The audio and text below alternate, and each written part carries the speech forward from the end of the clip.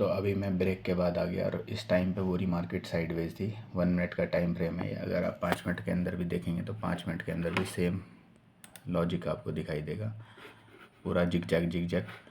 और इस हिसाब से मैंने क्या किया है, यहाँ पे एक पुट का ट्रेड लिया है कि इसके अराउंड कि मार्केट क्या कर रही है, ऊपर जा रही, नीचे आ रही, ऊपर जा रही, नीचे आ रही, ऊपर जा रही, नीचे आ रही, फिर ये दोबारा यहाँ तक आ सकती है नीचे, या इसको भी ब्रेक कर सकती है। उसी लॉजिक के हिसाब से मैंने एक पुट का ट्रेड लिया है। बस एक ही लॉट लिया है क्योंकि हो सकता है कि एसएल भी हिट करे वो मेरा। तो ये देखो, अब एक लॉट मेरा चल रहा है, मैंने समथिंग लिया है यहाँ पे 190 और इसके अंदर प्रॉफिट ही चल रहा है अभी फ़िलहाल के लिए। और ये एग्ज़िट है मेरा इसके जस्ट ऊपर। बाकी देखते हैं क्या होता है। मेरा एसएल इतना है, इसके नीचे अगर निकलता है तो मैं एसएल काट दूंगा इसको, पोजीशन को। एक ही लॉट है इसलिए मेरे को कोई डर भी नहीं है इसमें। काम भी वैसे ही कर रहा है। इससे बेटर मेरे पास ऑप्शन सेलिंग अगर होती मेरे पास, या बड़ा फंड होता मेरे पास, तो मैं अच्छे खासे तरीके से कर सकता था ट्रेड। क्या करें, गलती हो गई कि फ़ंड लॉस हो गया और उसके बाद आप कर रहे हो तो फिर एक दिल में ऐसा लगता है यार क्या कर दिया मैंने। ठीक है। और अभी तो जब मैं ब्रेक के बाद आया हूँ तो मैं ट्रेडिंग करना भी भूल गया हूँ एक तरीके से, क्योंकि मेरे को बिल्कुल भी पता नहीं चल रहा है कि भाई मैंने इतने दिन गैप किया है। तो गैप के बाद ऐसा लग रहा है कि पूरा दिमाग पूरा साफ़ हो चुका है, मार्केट कैसे काम करती है वो भी एक पता लगना मुश्किल सा हो गया है। ठीक है।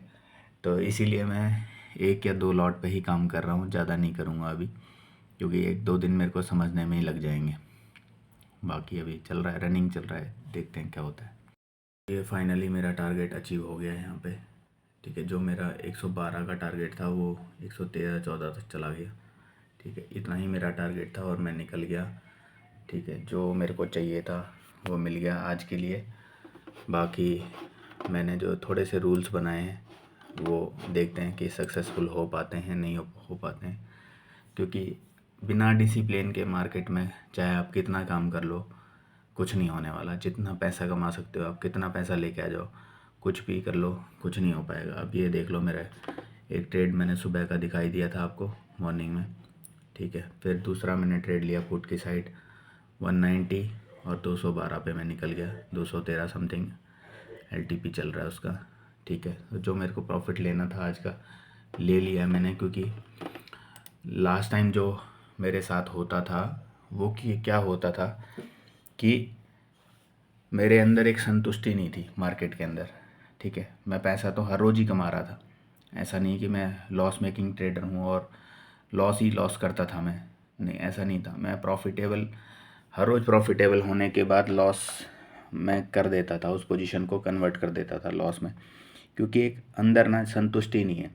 अब संतुष्टि क्या होती है अब वो दिखाता हूँ मैं आपको लाइव मार्केट के अंदर। एक सेकंड में कुछ अपना सिस्टम बंद कर दूँ। ठीक है। फिर ये देखो मार्केट गिरी। अब यहाँ पे क्या हुआ कि मेरा जो टारगेट है वो है 212 का। ठीक है। चलो अब मैंने 12 का ले लिया।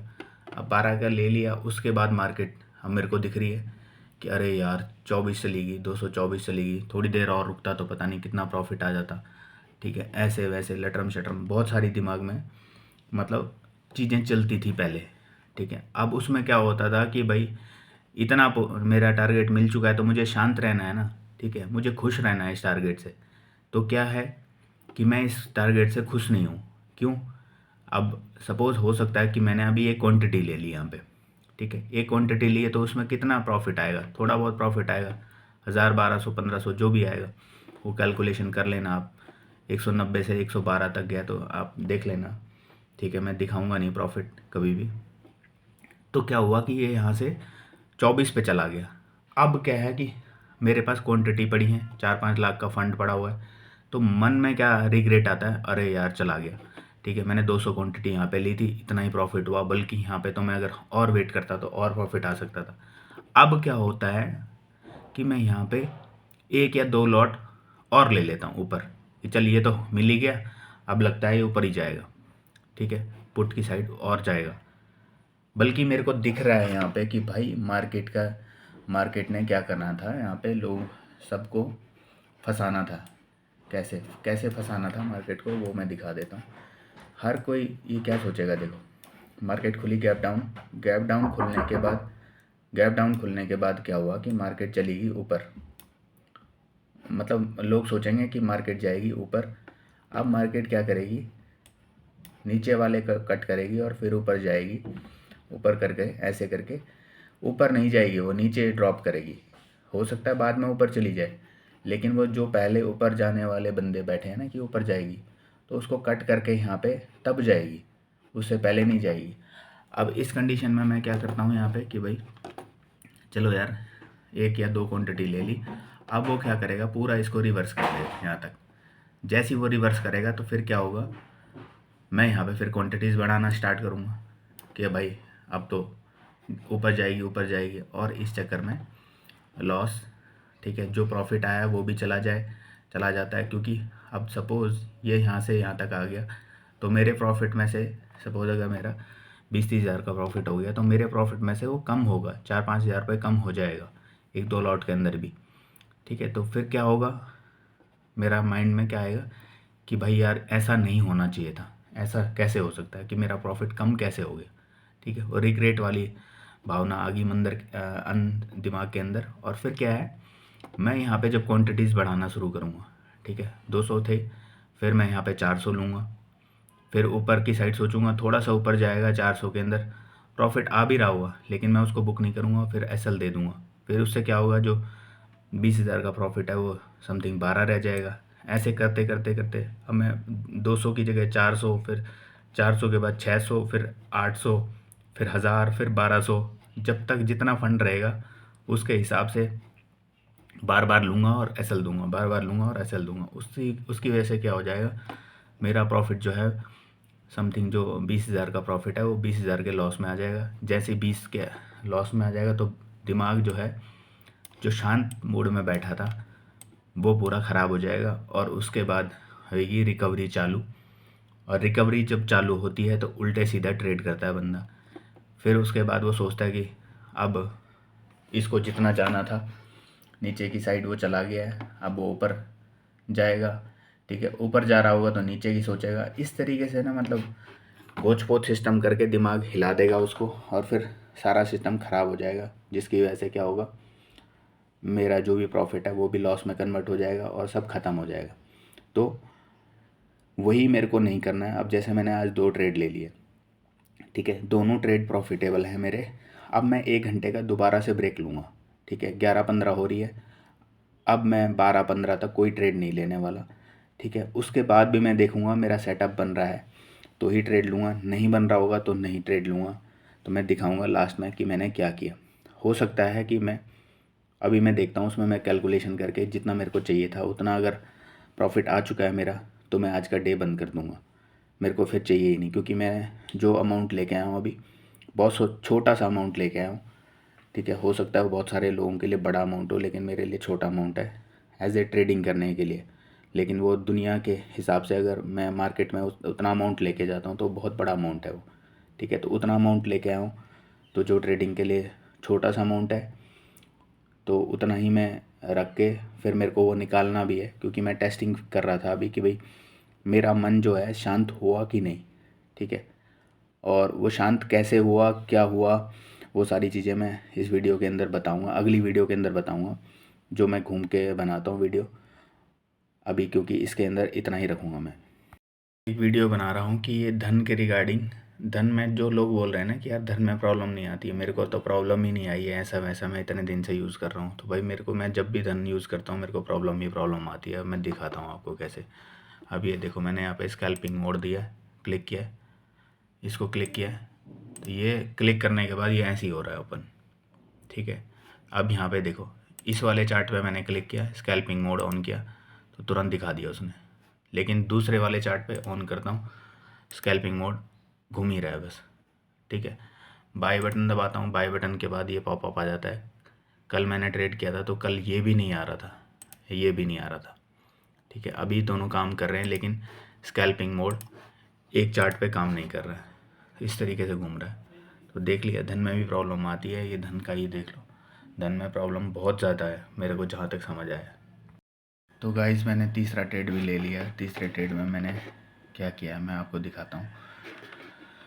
समथिंग इस वाली कैंडल के ऊपर मैंने 90 पे यहाँ पे ट्रेड लेने की कोशिश की, जो कॉल की साइड था, और उसमें एक ही लॉट था मेरा और 202 का टारगेट था। 201 तक समथिंग ये गया, लेकिन ₹1 से मेरा टारगेट अचीव होने से बच गया। और फिर उसके बाद मार्केट सीधे नीचे आई। सीधे नीचे आने के बाद जैसे ये ग्रीन कैंडल बनाने लगी मेरी यहाँ पे, तो ये रेड ग्रीन दिखाई देने लगी मेरे को। मैंने यहाँ पे 185 पे एक और क्वांटिटी मारी ताकि मैं उस एक क्वांटिटी का एसएल यहाँ पे दे सकूँ। और उसके बाद मार्केट कंटिन्यू ऊपर गई।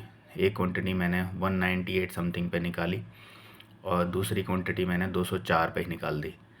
तो मैं ये दिखा देता हूँ आपको, यहाँ पे ऑर्डर का दिखा देता हूँ। ये देखो आप,